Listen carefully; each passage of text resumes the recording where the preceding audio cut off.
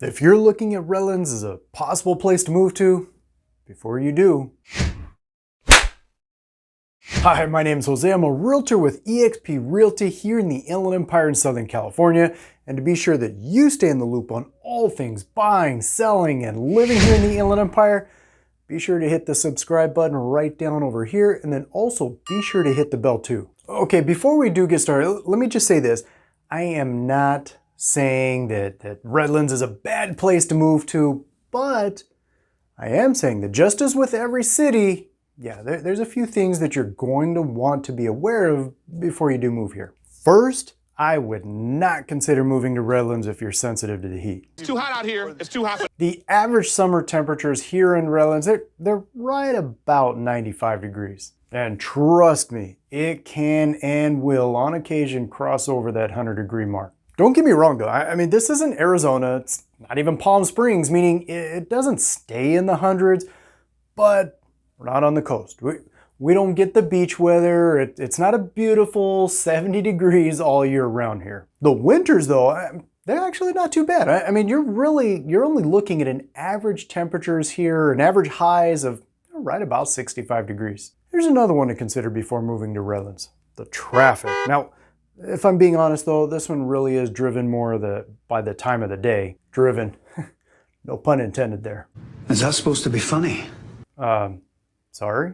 Seriously though, if you are on the streets during rush hour traffic or on the weekends, then the main streets that will get pretty busy are Orange Street going all the way down to Downtown Redlands, Alabama Street, that one can get pretty busy, but for the most part, that's going to be more around the exit area, right along the 10 freeway, and all around there by the Citrus Plaza. Are those the only streets that can get busy? No, of course not. This is Southern California. There's traffic everywhere. But what I am saying though is that those are probably going to be, for the most part anyway, the busier streets here in Redlands. Now this one, I do add this one to the list here reluctantly, if I'm being honest with you. And well, here's what it is. The cost of living here in Redlands, it is higher than the national average. It is fact. I mean, there's no denying Redlands is higher than the national average for cost of living. The reason I say reluctantly though, is because, I mean, for the most part, isn't pretty much all of California higher than the national average? He does have a point.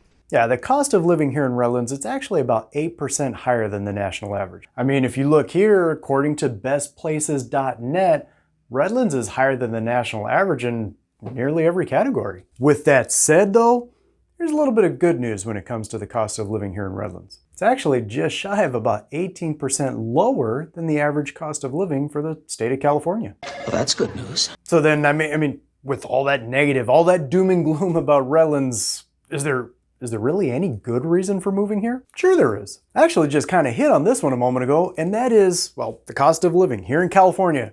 Let's be honest, it can be tough, but with an 18% lower cost of living, that can certainly improve your quality of life living here in California. Or here's another one, what about Downtown Redlands? Yeah, this is a really popular destination here for the residents of Redlands. Okay, there's probably quite a few that actually do come here to Downtown Redlands that don't actually live here in Redlands. From restaurants to bars to small shops to, oh, I gotta stop and make sure I bring this one up because if you love ice cream, you gotta stop by A La Minute Ice Cream. Trust me, you'll love it. There really is quite a bit here in downtown Redlands. In fact, actually, it's really neat to just come down here and just go walking through here and do that in the evenings when they have the lights on. I mean, it's really neat. In fact, actually, I have a link down below for you if you'd like to find out what all is here in downtown Redlands. And while not necessarily in downtown Redlands, but it's basically right there. I mean, you can pretty much walk to it, but